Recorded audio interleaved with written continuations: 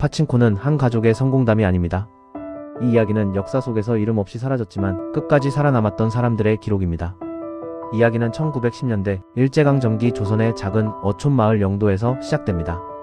바다는 늘 거칠었고 사람들의 삶 또한 바다처럼 예측할 수 없었습니다. 그곳에서 한 소녀가 태어납니다. 그녀의 이름은 선자입니다. 선자의 아버지는 다리를 저는 장애가 있었지만 누구보다 성실하고 정직한 사람이었습니다. 어머니는 작고 허름한 하숙집을 운영하며 가족의 생계를 책임졌습니다. 이 가족은 가난했지만 부끄럽지 않게 사는 법을 알고 있었습니다. 정직하게 벌고 서로를 속이지 않으며 남에게 피해를 주지 않는 삶을 살았습니다. 하지만 선자가 아직 어린 나이였을 때 아버지는 병으로 세상을 떠나고 맙니다. 가족의 중심이 무너진 순간이었습니다. 아버지의 죽음 이후 선자의 삶은 선택이 아닌 생존의 연속이 됩니다. 잘 살고 싶다는 꿈보다 그저 오늘 하루를 무사히 넘기는 것이 더 중요해졌습니다. 선자는 일찍 철이 들었고 말수가 적은 아이로 자라납니다. 세상이 친절하지 않다는 사실을 아주 어린 나이에 배웠기 때문입니다. 그런 선자 앞에 어느 날 한 남자가 나타납니다. 잘 차려입은 옷차림, 여유 있는 말투, 그리고 주변 사람들과는 다른 분위기의 남자 고한수입니다. 한수는 선자에게 조선 밖의 세상을 이야기해줍니다. 일본, 돈, 성공, 그리고 힘의 세계. 선자는 처음으로 자신이 살고 있는 이 작은 마을 밖의 삶을 상상하게 됩니다. 한수는 선자를 보호해주는 사람처럼 보였습니다. 가난과 현실에서 선자를 잠시나마 꺼내주는 존재처럼 느껴졌습니다. 선자는 그 감정을 사랑이라 믿고 싶었습니다. 하지만 그 관계는 사랑이 아니었습니다. 그것은 철저히 힘의 관계였고 선자가 깨닫기에는 너무 늦은 진실이었습니다. 선자는 임신 사실을 알게 됩니다. 두려움과 기대가 동시에 밀려옵니다. 하지만 한수의 반응은 선자가 기대한 것이 아니었습니다. 한수는 말합니다. 자신에게는 이미 일본의 아내와 자식이 있다고 말입니다. 선자는 그제서야 자신이 선택지가 아니라 그저 숨겨진 존재였다는 사실을 깨닫습니다. 그 순간 선자의 삶은 다시 한번 벼랑 끝에 서게 됩니다. 미혼모로 살아가는 것은 당시 조선 사회에서 사실상 삶을 포기하는 것이었습니다. 아이를 포기할 수도 한수에게 기대어 살 수도 없는 상황. 선자는 홀로 선택해야 했습니다. 그때 선자 앞에 나타난 인물이 백이삭 목사입니다. 결핵을 앓고 있어 몸은 약했지만 그의 말과 태도는 누구보다 단단했습니다. 이삭은 선자의 모든 사정을 알고도 조용히 말합니다. 아이의 친아버지는 될 수 없지만 아이의 보호자가 되겠다고 말입니다. 이 결혼은 사랑의 결실이 아니라 존엄을 지키기 위한 선택이었습니다. 선자는 이삭의 손을 잡고 일본 오사카로 향합니다. 그러나 일본에서의 삶은 선자가 상상했던 것보다 훨씬 더 가혹했습니다. 조선인은 사람이 아니라는 취급을 받았습니다.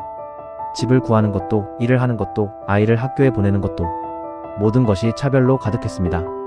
선자는 시누이 경희와 함께 김치를 담그고 음식을 팔며 하루하루를 버텨냅니다.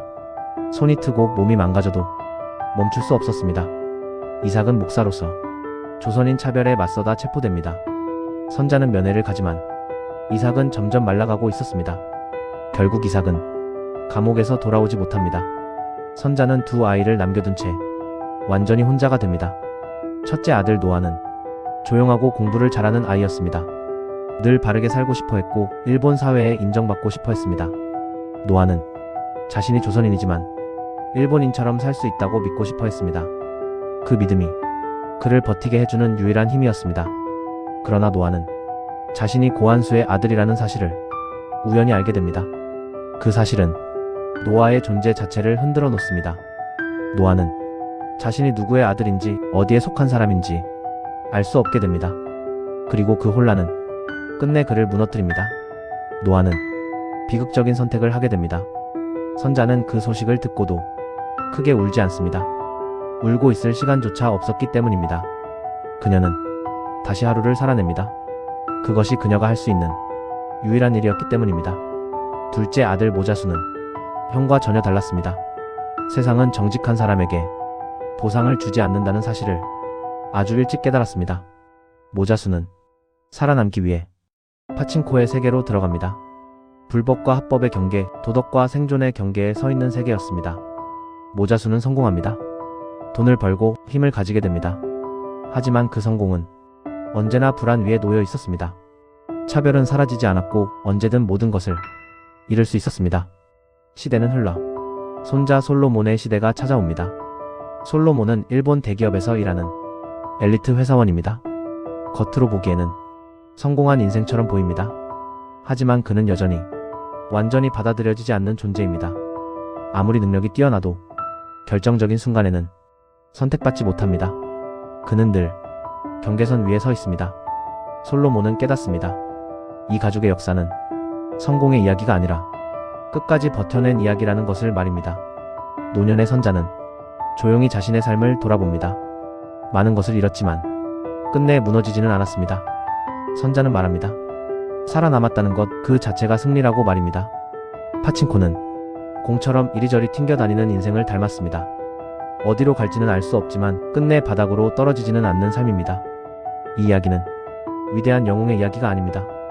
이름 없이 기록 없이 그저 하루를 살아낸 사람들의 이야기입니다.